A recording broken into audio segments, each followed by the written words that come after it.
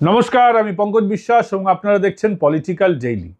BJP চারটে বড় ধামাকা করতে যাচ্ছে আগামী 5-6 মাসের মধ্যে।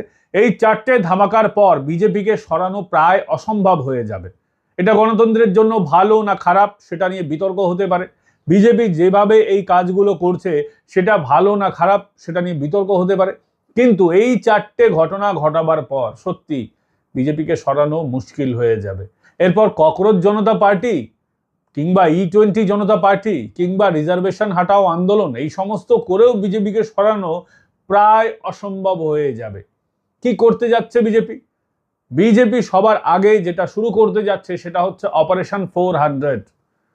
বিজেপি 2024-এ বলেছিল আব কি বার 400 পার, কিন্তু এনডিএ 400 পার করতে পারেনি। বিজেপি নিজেও 350 পার করতে পারেনি। বিজেপি 240-এর ঘরে গিয়ে আটকে যাচ্ছিল। এবার সেই সমস্ত বিষয়কে বিজেপি একেবারে অতীত করে দিতে চাইছে। অলরেডি তৃণমূলের 20-22 জনকে বাগিয়ে নিয়েছে। বেঁচেছিলেন সৌগত রায়, তাকেও আমরা দেখলাম জেপি নাড্ডার সঙ্গে লাঞ্চ করতে চাপুর চুপুর। সৌগত রায় খেতে ভালোবাসেন, আমরা সকলেই জানি। সেই সৌগত রায়কে খাবারের টেবিলে আমরা বসতে দেখলাম জেপি নাড্ডার সঙ্গে। সঙ্গে ছিলেন শত্রুঘ্ন সিনহা, বিজেপির বিরুদ্ধে এত বিষোদ্গার করেছিলেন ভোটের সময়, ভোটের পরেও। একটা সময় তিনি নিজেও বিজেপিতে ছিলেন, তারও ঘর বাপসি হতে চলেছে সেই শত্রুঘ্ন সিনহার। ফলে এনডিএ কিন্তু গুটি গুটি পায়ে সেই 400-র দিকে এগোচ্ছে। আমরা জানি উদ্ধব ঠাকরে যে ইউবিটি, উদ্ধব বালাসাহেব ঠাকরে ইউবিটি শিবসেনা, সেই ইউবিটি শিবসেনার 6 জন সঞ্জয় দীনা পাটিল, সঞ্জয় দেশমুখ, সঞ্জয় যাদব, ভাউ সাহেব বাগচৌরে, নাগেশ পাটিল, ওম প্রকাশ রাজে, নিম্বালকার, এদেরকেও বিজেপি কিন্তু নিজেদের দিকে করে নিয়েছে। জনতা দল ইউনাইটেড তার অর্জুন রায়কে বিজেপি নিজেদের দিকে করে নিয়েছে। এনসিপি অজিত পাওয়ার তার লোকেরা অলরেডি চলে এসেছেন। তৃণমূলের কথা আপনাদেরকে বললামই। এছাড়াও যেটা সব থেকে বড় ধামাকা বিজেপি করতে যাচ্ছে সেটা হচ্ছে অপারেশন 400-এর দিকে। সেটা হচ্ছে উত্তরপ্রদেশ, যোগী রাজ্য, সমাজবাদী পার্টির প্রায় 30 জনের সাংসদের একটি দল, 30 জন সাংসদের একটি দল সমাজবাদী পার্টি অলরেডি বিজেপির সঙ্গে কথাবার্তা রফা অনেকটা কমপ্লিট। সমাজবাদী পার্টি যোগী রাজ্য উত্তরপ্রদেশে একটা বড় ভাঙন হতে যাচ্ছে। এতে লাভ কি হবে? এতে বিজেপি বা এনডিএর একটা বিরাট লাভ হবে। আগামী বছর ফেব্রুয়ারির মধ্যে ভোট, 2027 জানুয়ারি ফেব্রুয়ারিতে ভোট হতে চলেছে পাঞ্জাবে এবং উত্তরপ্রদেশে। পাঞ্জাবেও বড় খেলা খেলতে যাচ্ছে বিজেপি, সেখানেও আম আদমি পার্টির মধ্যে ভাঙন টাঙন হওয়ার একটা বিরাট সম্ভাবনা আছে। অলরেডি প্রক্রিয়া চলছে, কিন্তু তার আগে উত্তরপ্রদেশ বিরাট বড় ফ্যাক্টর। ডিলিমিটেশন হওয়ার পর উত্তরপ্রদেশে তো অনেক বেশি সিট বেড়ে যাবে। উত্তরপ্রদেশে 136 থেকে 175টা আসন হতে পারে, মিনিমাম 136, ম্যাক্সিমাম 175, সেটা সেন্সাস হওয়ার পর বোঝা যাবে। 80 থেকে যদি 136 আমরা মোটামুটি ধরে নিই 150-র কাছাকাছি যদি যায়, বিরাট বড় ব্যাপার। সেই উত্তরপ্রদেশে এবার কি হতে যাচ্ছে? সেই উত্তরপ্রদেশে 30 জন সাংসদ সমাজবাদী পার্টি হারাতে চলেছে, এনডিএতে তারা সামিল হবে। এবার তারা নতুন দলে ঢুকে যাবে, এনডিএ শরিক হবে না বিজেপিতে সরাসরি আসবে, সেটা তো অমিত শাহ ঠিক করবেন, সেটা তো আর পঙ্কজ বিশ্বাস ঠিক করবে না, সেটা অন্য কেউ ঠিক করবে না। সেটা সময় যখন হবে আমরা জানতে পারবোই।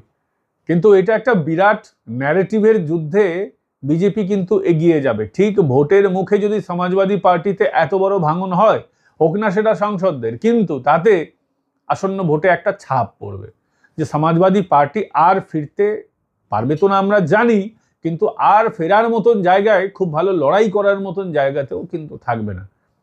এমনিতে উত্তরপ্রদেশে মায়াবতীর দল একদম নড়বড়ে কন্ডিশনে আছে।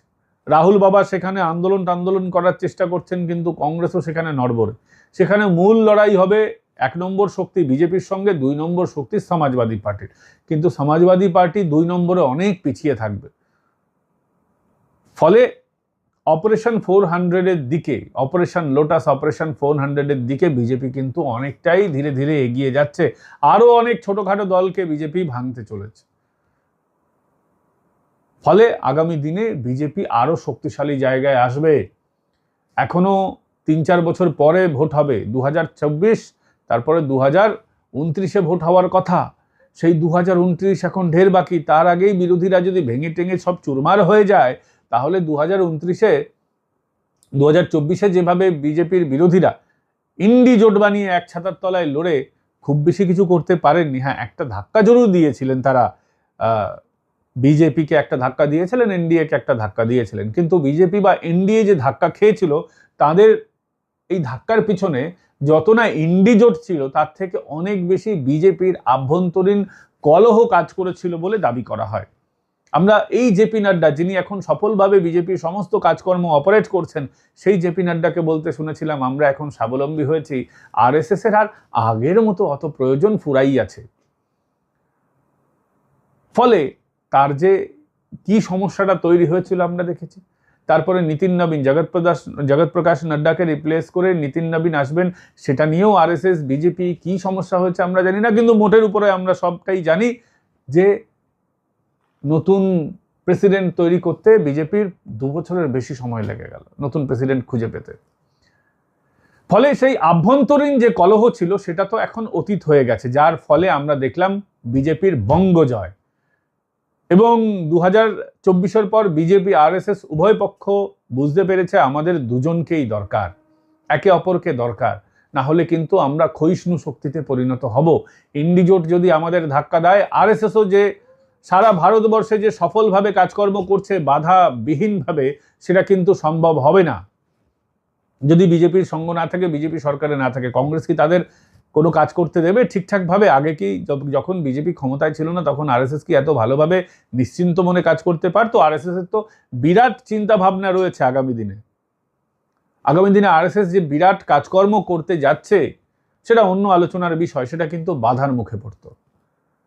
আরএসএস এমন কিছু করতে চাইছে যাতে আগামী দিনে আরএসএস এর সমাজ জীবনে একটা প্যারালাল ভূমিকা থাকবে। যাই হোক, সেটা অন্য আলোচনার বিষয়, আজকে সেটা বলছি না, অন্য একদিন সেটা বলবো। তো বিজেপির অপারেশন লোটাস, অপারেশন 401, দুটো হচ্ছে ওয়ান নেশন ওয়ান ইলেকশন। এটা আপনারা সকলেই জানেন ওয়ান নেশন ওয়ান ইলেকশন কি, কিন্তু ওয়ান নেশন ওয়ান ইলেকশন করলে বিজেপির লাভটা কি হবে? বিজেপির এই লাভটাই হবে যে আজকে ধরুন একটা ভোট, সমস্ত ভোট একসাথে হবে। জেলা পরিষদ, ত্রিস্তরীয় পঞ্চায়েত ব্যবস্থা, গ্রাম পঞ্চায়েত, পঞ্চায়েত সমিতি, যে ত্রিস্তরীয় ব্যবস্থা, সেই ভোট একই সঙ্গে পৌরসভার ভোট, যেখানে যেখানে পৌরসভা আছে সেখানে একই সঙ্গে বিধানসভার ভোট, একই সঙ্গে লোকসভার ভোট। এটা যদি হয়, বিজেপি যে ম্যাসিভ প্রচার করে, পয়সা খরচ করে, একটা ন্যারেটিভ তৈরি করে, একটা ক্যাম্পেইন তৈরি করে, অন্য দলগুলি তো সেটা এখন পারছে না।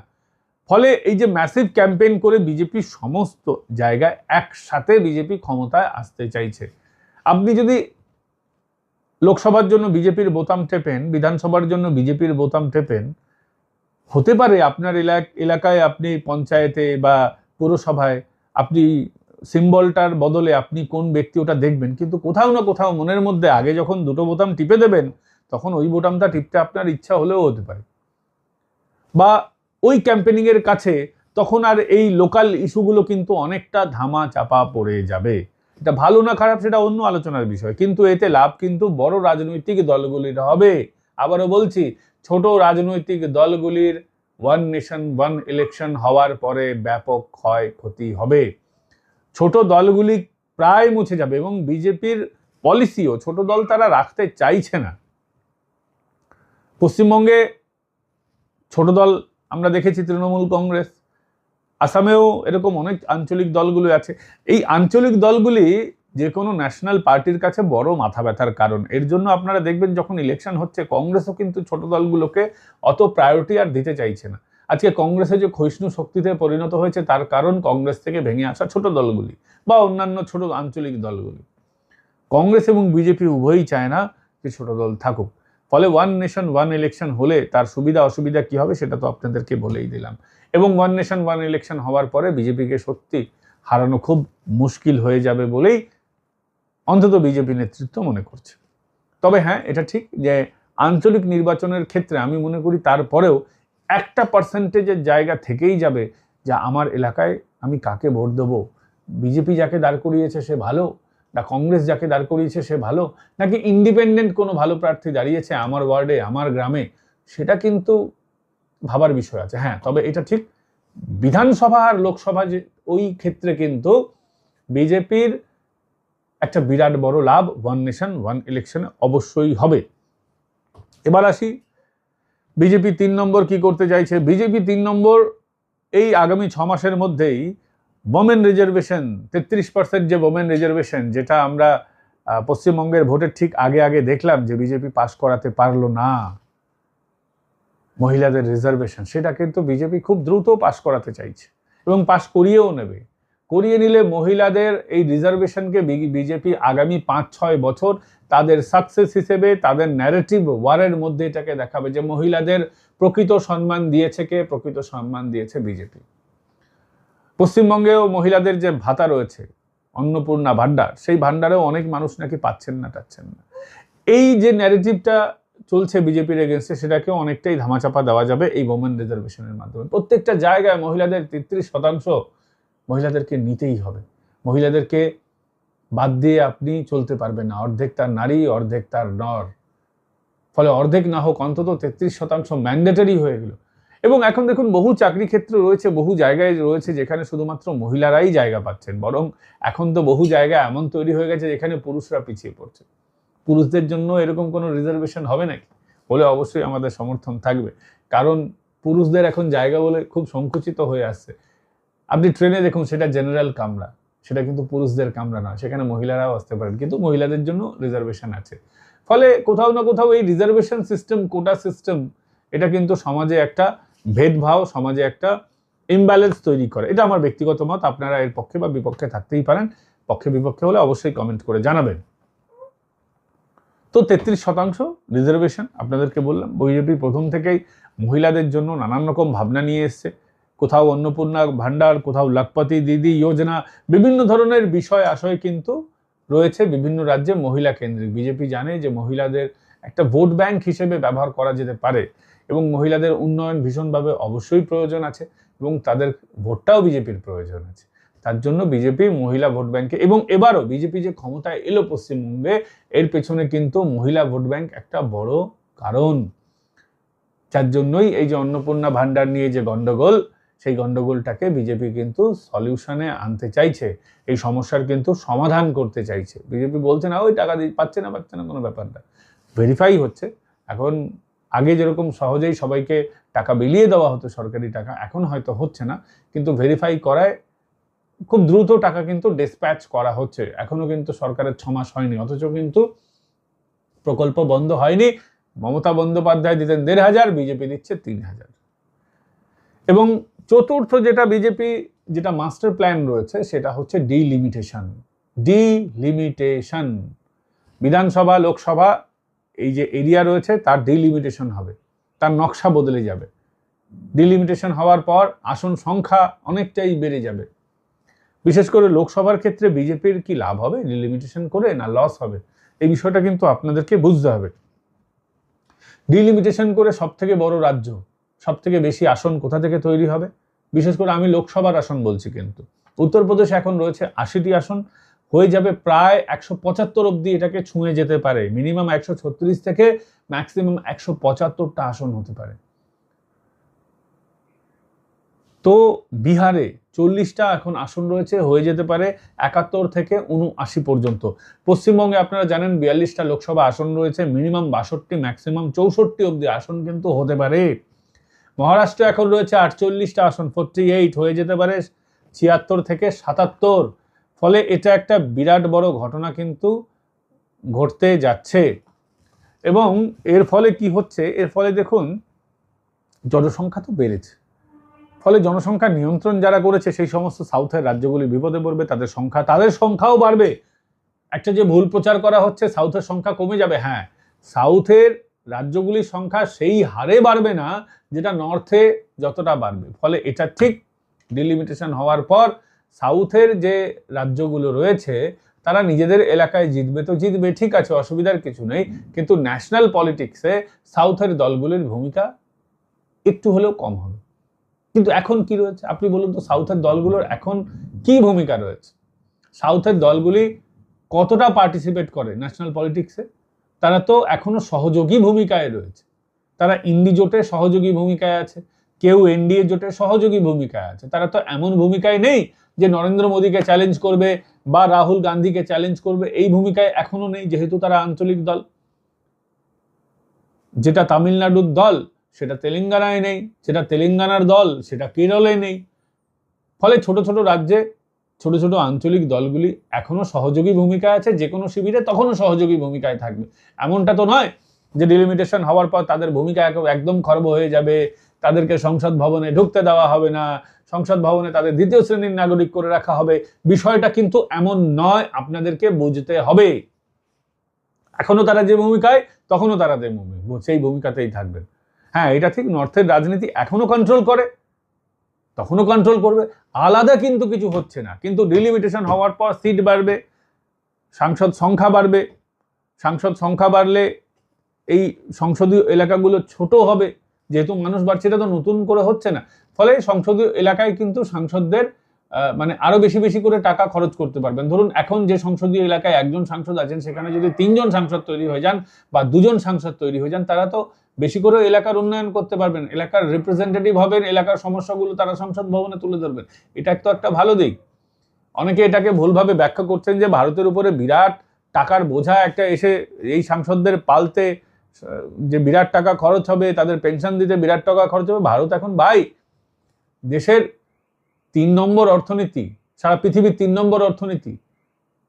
তো ভারত একটা বড় অর্থনীতি, তার কাছে এই খরচটা একটা খুচরো পয়সা, কোনো ব্যাপার নয়। খরচ তো অনেক কিছুর পিছনেই হয়, খরচ তো আমাদের দেশের সেনাবাহিনীর পিছনে হয়। তো আমরা কি দেশের সেনাবাহিনীকে বলবো ভাই আপনাদের পিছনে অনেক খরচ হচ্ছে, আমরা সেনাবাহিনী তুলে দেবো? তাহলে তো ওই মরক্কোর মতো অবস্থা হবে। মরক্কোর লোকেরা স্পেনে যে ঢুকে গেছে, স্পেনে যদি আরো বেশি কড়া ব্যবস্থা থাকতো, সেখানে পুলিশি ব্যবস্থা যদি থাকতো, আমাদের এখানেও তো সমস্যা হয়েছিল। যখন শেখ হাসিনা পালিয়ে ভারতে চলে এসেছিলেন, লাখ লাখ বাংলাদেশি হিন্দু মানুষরা বর্ডারে জমা হয়েছিলেন ভারতে ঢোকার জন্য। তাদের বুঝিয়ে টুজিয়ে, তারা তো এরকম করে ঢোকেননি, তাদের বুঝিয়ে টুজিয়ে রাখা গেছে। স্পেনের পুলিশ, স্পেনের গোটা ইউরোপে নিরাপত্তা ব্যবস্থা একটু কমজোরি আছে। তাদের বর্ডার সুরক্ষার জন্য তাদের সেনাবাহিনী, তাদের পুলিশ একটু হলেও ভাই গাছাড়া ভাব আছে তাদের। তারা ইউরোপের দেশগুলি বর্ডার নিরাপত্তাটাকে অত গুরুত্ব দেয় না, ইউরোপের দেশগুলিকে এটা ভাবতে হবে। যাই হোক, এটা তো আলাদা চর্চার বিষয়, অন্য একটা বিষয়ের মধ্যে আমরা ঢুকে গেলাম। কিন্তু আমরা যেটা বলতে চাইছি যে খরচ অনেক কিছুর পিছনেই হয়। ভারতের মতন অর্থনীতি, এত বৃহৎ অর্থনীতি, চীনও তার সুরক্ষার জন্য খরচ করে, ভারতও তার সুরক্ষার জন্য খরচ করবে, এবং আভ্যন্তরীণ উন্নয়নের জন্য ভারতকে খরচ করবে না? আরে সাংসদ তো আমার আপনার মধ্যে থেকেই উঠে আসা মানুষ, অসুবিধাটা কোথায়? হোক না। যত বেশি রিপ্রেজেন্টেশন হবে, তত বেশি গণতন্ত্র সুরক্ষিত হবে বলে আমরা মনে করি। এবং এতে এই 4টে ঘটনা ঘটানোর পর সত্যিই কিন্তু যে যাই বলুক ভাই, বিজেপিকে হাঁটানো মুশকিল হয়ে যাবে। আপনারা মিলিয়ে নেবেন আমার কথা আগামী দিনে, এবং এই বিষয়ের সঙ্গে আপনারা সহমত কিনা অবশ্যই জানাবেন কমেন্ট করে। ভিডিওটা ভালো লাগলে লাইক, শেয়ার এন্ড সাবস্ক্রাইব করতে বলবেন না। আগামীকাল বন্ধু আপনাদের সঙ্গে আবার দেখা হচ্ছে। এতক্ষণ আপনাদের সঙ্গে ছিলাম আমি পঙ্কজ বিশ্বাস, এবং আপনারা দেখছিলেন আপনাদের প্রিয় চ্যানেল পলিটিক্যাল ডেইলি।